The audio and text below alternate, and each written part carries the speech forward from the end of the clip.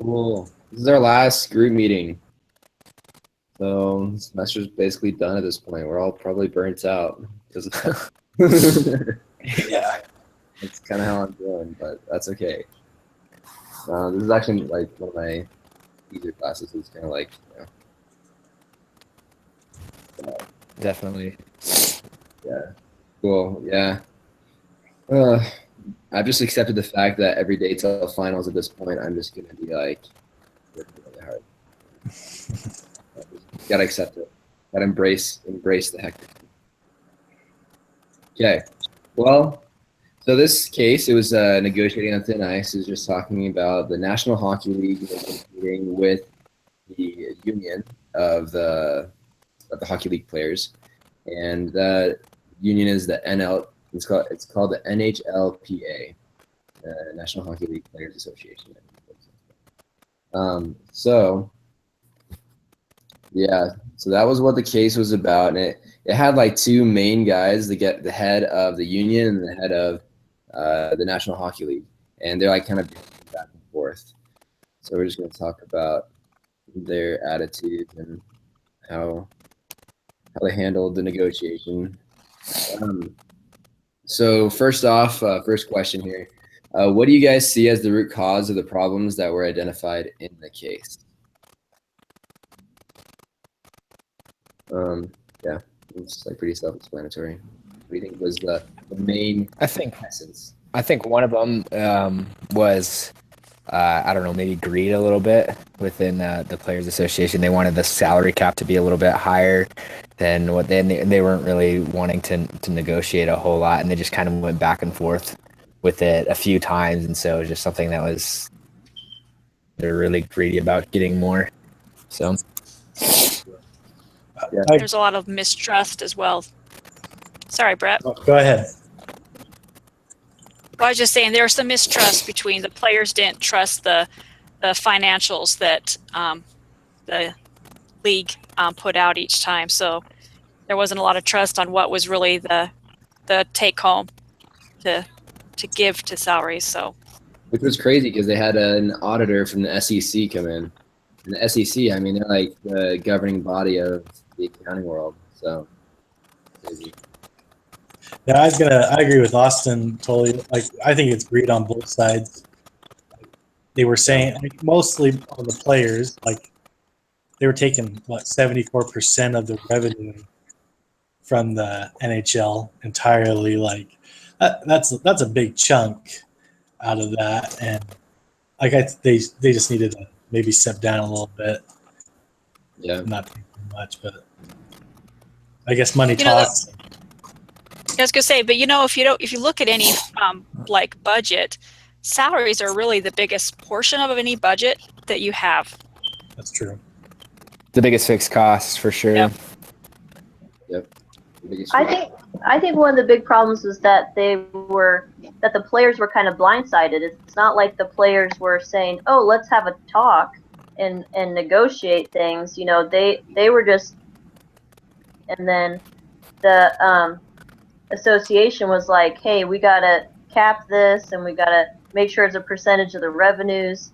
And so that's what caused the real problem, is that the NHL didn't even want to consider a salary cap, because most of the negotiations was before they even said, okay, we'll talk about a cap. You know what I mean? So the problem to me was that it was all one-sided, not necessarily greed. Yeah. That's And true. eventually they caved on the cap, but they wanted it on their own terms. Cool. Okay. Did you guys feel like one of the barriers was psychological? Was it psychological? Because there was 3 barriers. There's the structural, tactical, and psychological. I feel like the attitudes of the 2 guys definitely helping, like, kept it for them from like common ground. I think with the what was his name, the one who was over the NHL, not the PA, he was often viewed by the Players Association as someone who was just a lawyer, someone who didn't like hockey in the first place. And so with that aspect in mind, they just thought all he was about was trying to make, them the big bucks. And so if you have that mentality, then, you're going to be closed off to any of the negotiations or options that he's willing to work with and those sorts of things. So I think in a psychological way, they're already turned away from his aspect of not liking hockey. Well, and also that just the trust overall in, that we're talking about as well. I mean, if there's no trust, there's definitely, that barrier that's coming up, and you're going to kind of not really listen to anything because you don't really believe what they're saying to begin with. Yep. Yeah, with the trust thing, you go look at all the other sports, like everybody hates the commissioner in like basketball and football. And I don't know very much about hockey. I'm guessing it's the same thing. Mhm. They all have a mentality that they don't like that person. They don't want to agree with them in the first place. And so, like Rebecca's saying, there's zero trust there. But that's just hard to build. Like, it's automatically put into them from the start not to trust them. Yeah. So these predisposed attitudes are definitely influencing how they're reacting to the commissioner, and they're just because they both have their obvious agendas, but it's like working the best they can in order to reach common ground despite having such diabolically opposing sides. So I think that's like important to them for sure. So we had to figure out what BATNA and Zappa was. So BATNA basically, that was, let's see what it stands for. It stands for the best alternative to a negotiated agreement. That's what it stands for. And like what I understood it as was like something that you have in reserve that maybe the other side doesn't really know about yet, that you can bring up in negotiation. Like if you're negotiating for a salary, saying that you're like, oh, hey, I have these like 2 other offers. And because I have these 2 other offers, you can get a better offer with whoever you're negotiating with. That's like a BATNA. So the question is, what do you guys think are the best ways to strengthen a BATNA? And did you see this in the case? Are you asking about this case or in general? Well, I'm asking in general, and also if you guys, it's a two-part question. Like in general, and if you guys saw an evidence of that in the case. Well, I think they would have had more BATNA if they had a plan for if the hockey players weren't playing. Like in other kind of strike situations when they have scabs, they have people that will come and work, that can replace the people that they're having an argument with. That would strengthen their position. And I think one of the problems here is that the hockey players didn't think they would actually cancel the season, Yeah. because everybody lost when they did that.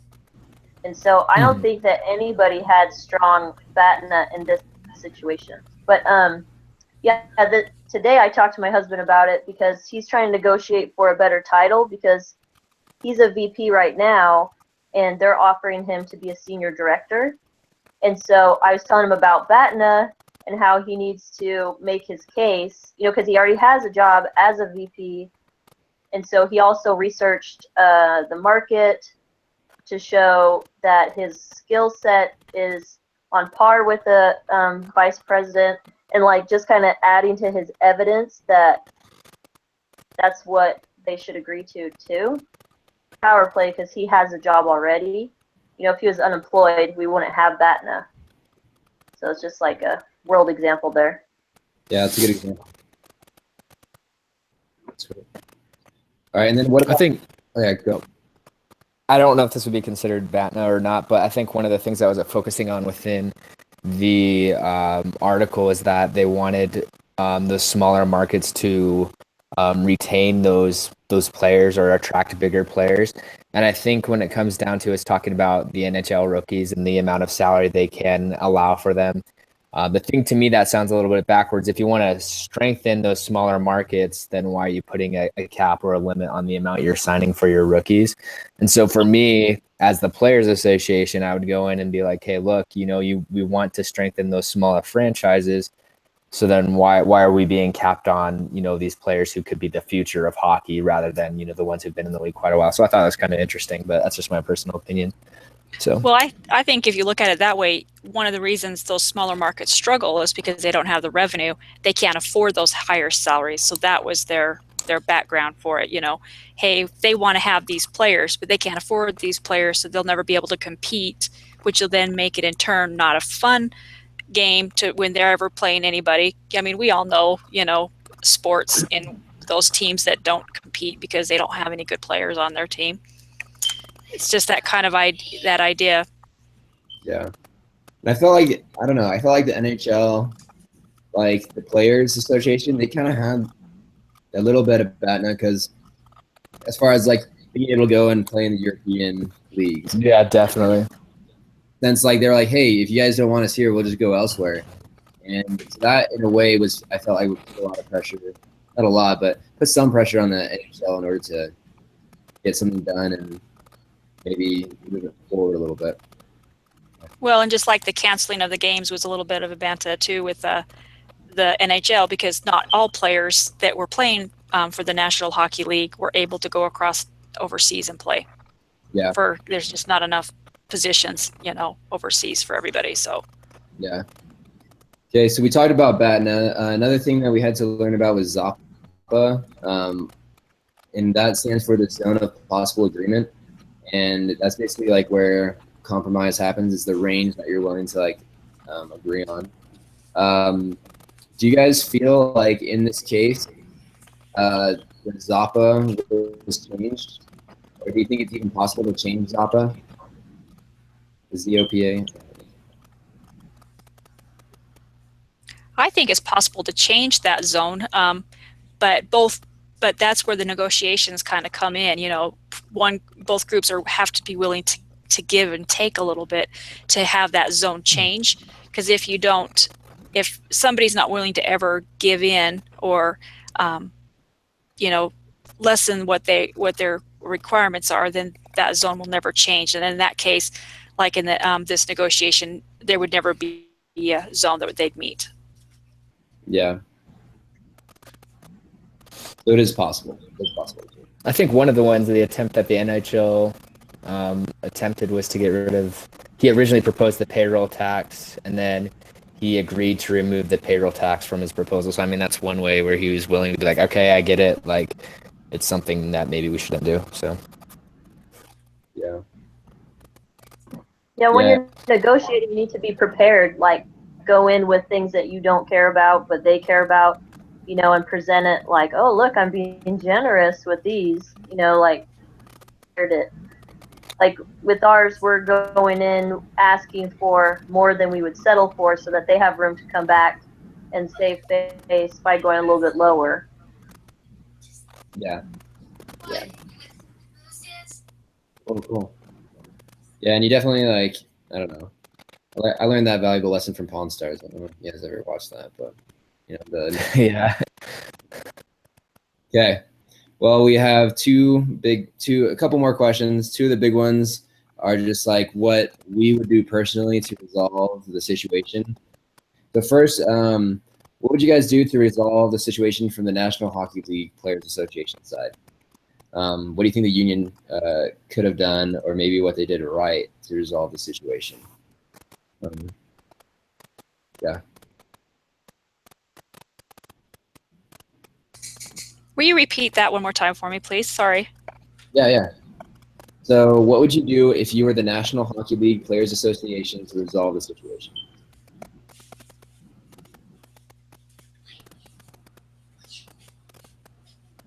I think the one thing that was kind of difficult, I mean, obviously there wasn't really a salary cap before, and then they were going to place one, and so they kind of had there was one at like 44 million, and they were going to drop it significantly. And I think the biggest stat that kind of stood out to me was that they had a significant profit loss of like 300 million. And I think to understand, look, if we don't get back on track with the revenues and actually having a profit, then we won't have any hockey anymore. And I think with the mentality of that's something that the NHLPA needs to understand, like, hey, look, we may be taking a cut here for the next couple of years, but maybe come up with a negotiation where, like, okay, 3-4 years down the road from now, let's evaluate, say we do this salary cap and then see what the the gross profit is, and then if we can afford to, we could raise the salary cap or something like that. Yeah, so you would have caved if you were the union just for the sake of the game, and then maybe like come back to fight another day, basically. Just say, Mhm. like later on, let's. Possibility too is being able to go in and doing like a bonus, hey, we're gonna put this cap on, but if we come in a lot higher with our revenues than at this certain rate, then we can come back and give you back more money, kind of a thing. For that might be a way to make both parties happy as well. So you've got your cap in line, but you're also telling the players, hey, if we do meet our goals, then we're going to come back and you'll get a piece of it, because I think the players are worried that they won't get a piece of that that money, basically, on any revenue that's going to come back for that. So. Okay. Yeah. Okay. And what would you do if you're the NHL in order to resolve the situation?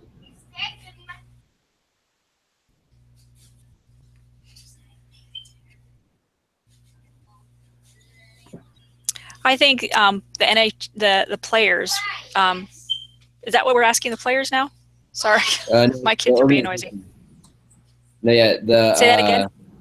The organization, so the National Hockey League, which is like the team, the owners of the teams, and then also like the corporate level of NHL. So yeah, not the players. Okay. Yeah, I feel like I don't know. I feel like the. Go ahead. Sorry, I'm only getting like half the words sometimes, so I apologize. I feel like sometimes that the owners, because it was mentioned too that majority of the owners of the league, this isn't their primary job, basically. So it's just a company that they own, because they can afford to have a sports team kind of a mentality, and so they might, there's probably some room that they could wiggle on if they, with regards to what they want to come back. So I think the idea maybe looking at that whole idea of a tax for those teams that are, paying way more because they have more money might, not be a bad thing overall for the league, because you do need those teams to be competitive for everybody. Yeah. Yeah.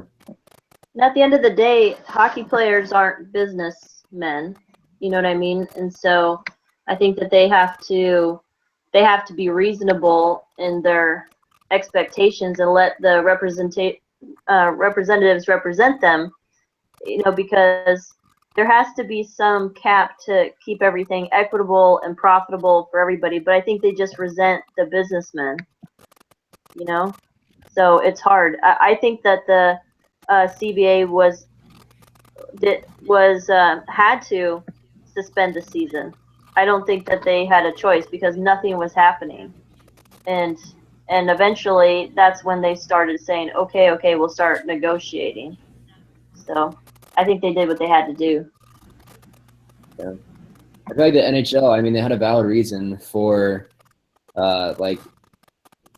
stopping the season from even beginning and then eventually canceling the season, because they had this huge deficit that they had to fill. I mean, they had this massive amount of loss that they had to make up for.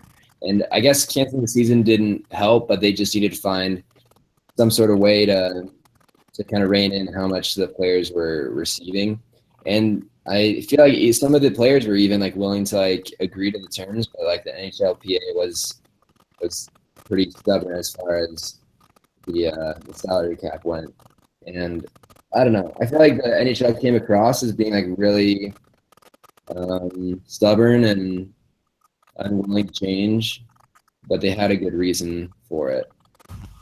If that makes sense. I think one thing that it's kind of related to the NBA right now, but they kind of they've had a salary cap increase in the last the next 3 seasons. There's going to be one, but one of those things they're doing to compensate and raising that cap is something that the NHL can do is look to get sponsors from businesses who will pay to have their, you know, brand marketed on the jerseys when they play the games and things like that. And so if they're concerned about, you know, how much they're going to be making, you know, that's one way to, you know, increase their revenue or to try and help pay for some of these athletes and keep, you know, it around the average where they said it was about $44 million for average payroll per team.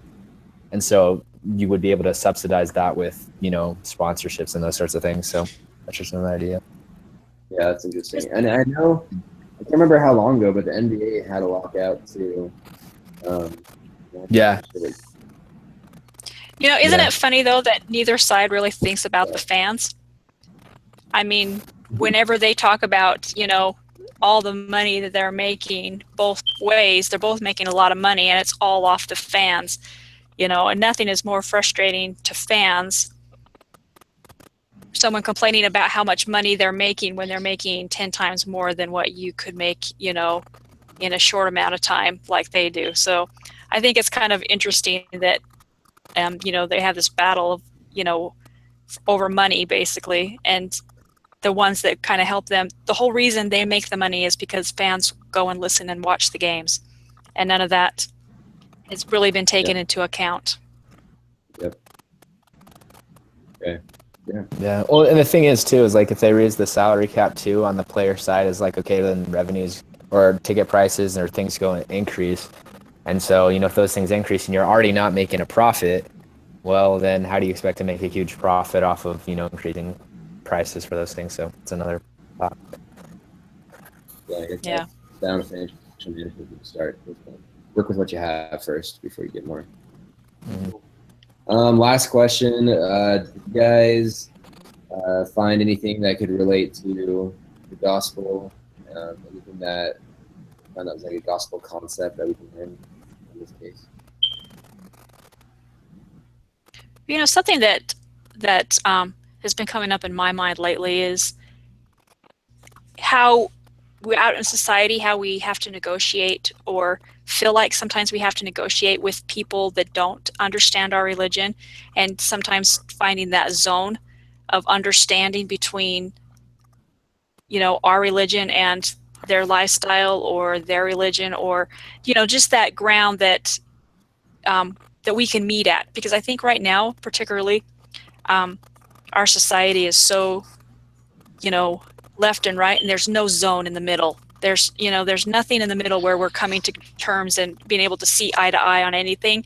Everybody's on that outside of the zone, and I think that's where each of us could probably take a step in and kind of look and say, okay, I might not agree with this part, but I can agree with this, you know, and find some area in the middle that we can kind of come together a little bit more than what we are right now as a society. Yeah, totally. Basically, give and take of that. Yeah, I'm reminded of how we've been taught to counsel together. It's not necessarily negotiations, but you know, compromising. When I don't know if you guys have sat on a branch or ward council and done that, but you have to take into consideration both sides and put ego aside for the greater good, and kind of go back and forth and give and take. And so I think all these negotiating strategies, they can be gospel oriented. They don't all have to all be about profit, but it just reminds me of that aspect of the gospel. Yeah, thanks. Cool. All right. Well, hey, thanks for everybody for contributing. So, in case you guys were wondering what actually happened, so this was the first time. So, there's if you win the League Cup, it's called the Stanley Cup. So on the 2004-2005 Cup, they actually engraved "season not played" instead of an actual winner on it, and so it's like the first time in the NHL history that Stanley Cup wasn't awarded.